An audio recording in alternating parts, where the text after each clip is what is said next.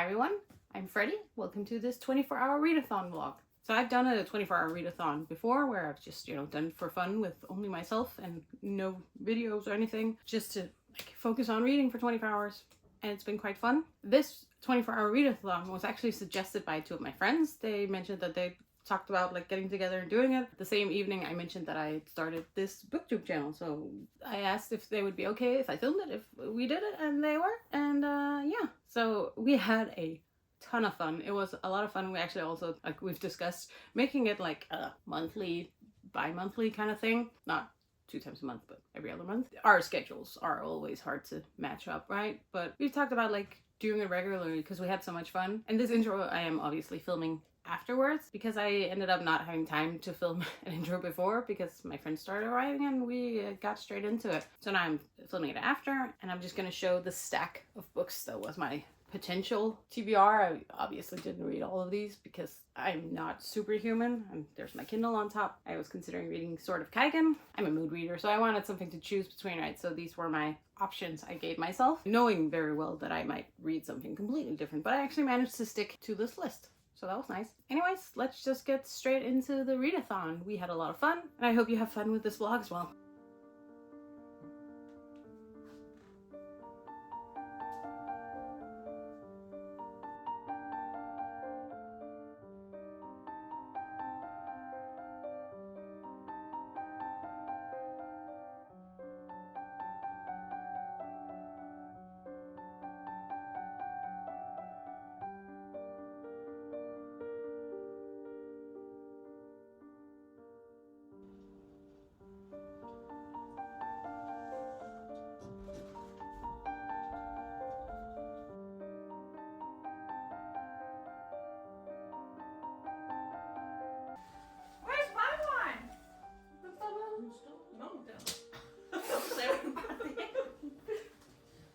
Skål! Skål! Glædelig fødselsdag. Tak. Igen.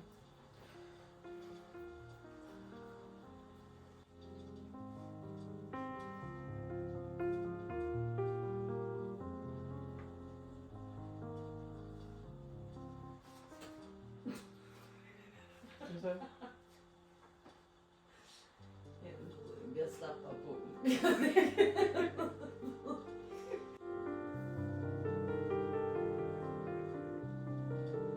Det er venstre. Det kan gå alle veje.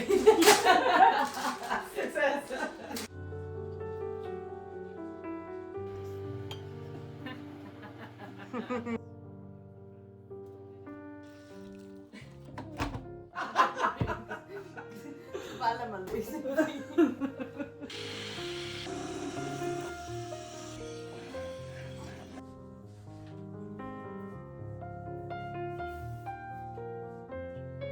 Just say, what the fuck, are Jim Hart, stop throwing out terms?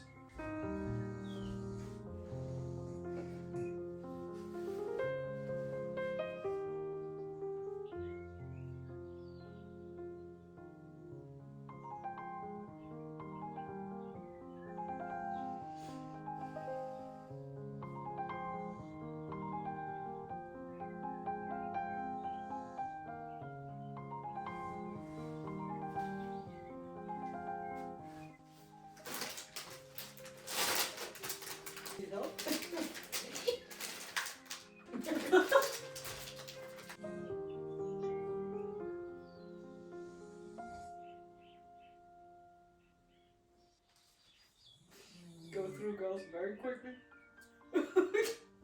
3 girls in 2 months.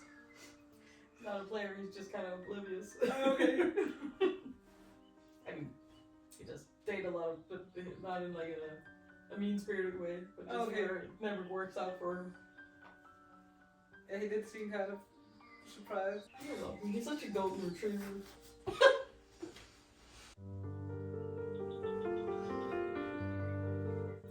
Do I understand correctly when I say that wit is basically there to say everything that the king doesn't want to?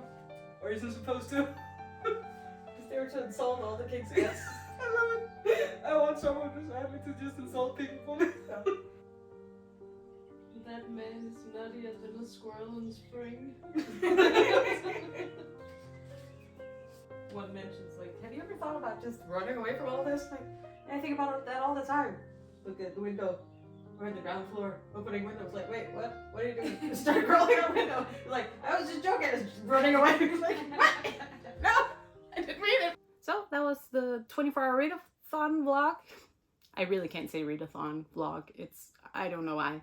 It does not work in my mouth. I had a lot of fun having this readathon. I hope me and my friends do more of this because we had a ton of fun. I didn't give any thoughts on the books that I read during the vlog because, again, I was more hanging out with my friends than I was vlogging so much. But I did read, like, my bookmark. I did read about 160 pages in The Priory of the Orange Tree, and I was enjoying it.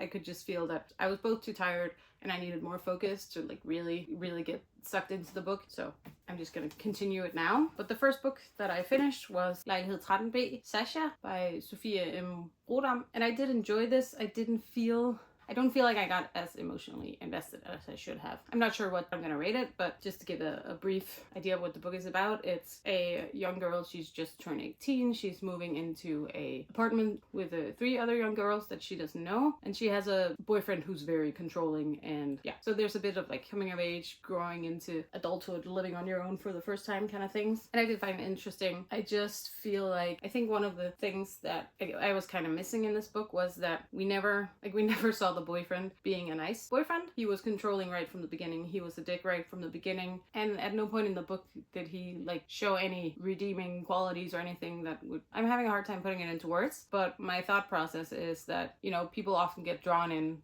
by charismatic men or women for that matter and get sucked into this relationship that then becomes controlling and abusive. And I feel like because we only saw like the bad side of him, it was kind of hard to emotionally connect with the whole situation because all of her friends, her family disliked him. You disliked him right from the get-go. There was nothing. I never got that feeling of, I can see how you ended up in this situation and it sucks. It was more just like, okay, we're at the end, the situation sucks, but I have no idea how we got here. He seems like a dick. He seems like he's been a dick from the beginning. So that was kind of what made it hard for me to emotionally connect with the story, and that's why I'm kind of unsure what to rate it, because I did overall enjoy it, but I don't know where I'm falling on it. So I'm leaving off a star rating for now. Probably have more thoughts in my wrap up of the month. Then I also read I Was Born for This by Alice Oseman. I've been making my way through all of Alice Oseman's works that I hadn't read already lately. This was the last one, I'm pretty sure, that I hadn't read. And this is basically, we're following 2 POVs, where one we're following is Angel. She's a huge fan of this boy band. She has a very deep connection to them and very like this very typical parasocial relationship, and she's meeting a friend from the internet for the first time, and they're going to a concert with this band for the first time as well. And then we're also following one of the members of the band who is struggling with anxiety and a lot of other things, and a lot of these situations caused by having a massive fan base that's kind of obsessed with you, and they of course don't see the whole story and all those kinds of things. And then this kind of culminates and a bunch of things happens, and I did enjoy this. Again, I'm not sure where I'm gonna land on the rating, but I think it's probably gonna end up around a 4-star. I think it was a very interesting exploration of this parasocial relationship that people often get with celebrities today. And I say people, like I don't also have things that I'm a fan of where you almost feel like you know people but you know that you don't know people kind of thing, where some people don't necessarily see that they don't know people. Anyways, it was interesting. It was a good read. It was a quite fast read as well. So that's what I read during this readathon. I really hope you enjoyed this vlog, and thank you for sticking around till the end. I'll see you next time. Bye.